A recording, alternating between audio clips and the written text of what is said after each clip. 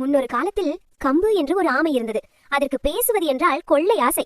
எப்போதும் அரட்டை எடுத்துக்கொண்டே இருக்கும். அதற்கு 2 சிறந்த நண்பர்கள் இருந்தார்கள். அவர்கள் வெள்ளை நிற வாத்துகள். அவர்கள் ஒரு அழகான ஏரியில் வாழ்ந்து வந்தார்கள். ஒரு கோடை காலத்தில் வெயில் மிகவும் கடுமையாக இருந்தது. சூரியன் பிரகாசமாக ஜொலித்தது. மழையோ பெய்யவில்லை. ஏரி மெல்ல மெல்ல வறண்டு போனது. ஐயோ, நாம் இந்த இடத்தை விட்டு போக வேண்டும் என்றன வாத்துக்கள்.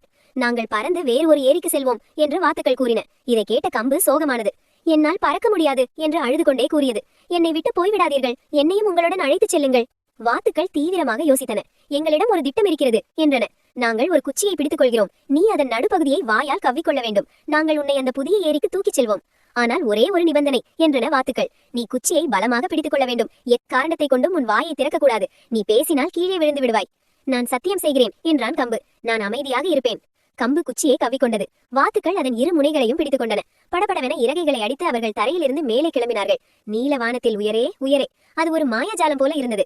கம்பு மரங்களின் உச்சிகளையும் பொம்மைகளை போன்ற வீடுகளையும் பார்த்தது. அதன் ஓட்டின் மீது காற்று வீசியது. அது பறந்து கொண்டிருந்தது. வாவ் என்று சொல்ல ஆசைப்பட்டது. ஆனால் நிபந்தனையை நினைத்து அமைதியாக இருந்தது. அவர்கள் ஒரு கிராமத்தை கடந்து பறந்தார்கள். மக்கள் அண்ணாந்து பார்த்தார்கள். அங்கே பாருங்கள் என்று ஒரு சிறுவன் கத்தினான். ஒரு பறக்கும் ஆமை என்று ஒரு சிறுமி சிரித்தாள். அது பார்க்க எவ்வளவு வேடிக்கையாக இருக்கிறது. எல்லோரும் ஆமையை சுட்டிக்காட்டி சிரித்தார்கள். இதை கேட்ட கம்புவுக்கு கோபம் வந்தது. நான் வேடிக்கையானவன் அல்ல, நான் விசேஷமானவன் என்று நினைத்தது. அவசரத்தில் தான் கொடுத்த வாக்கை தவறிவிட்டது. மற்றவர்களை நோக்கி சத்தம் போட வாயை திறந்தது. நீங்கள் தான் வேடிக்கையானவர்கள். அவ்வளவுதான். குச்சி வாயிலிருந்து நழுவியது. கம்பு கீழே விழுந்தது. விர். நல்ல வேளையாக அது ஒரு பெரிய மென்மையான வைக்கோல் போரின் மேல் விழுந்தது. இந்த கதையின் நீதி, நல்ல முறையில் கவனிக்க வேண்டும். பேசுவதற்கு முன் யோசிக்க வேண்டும்.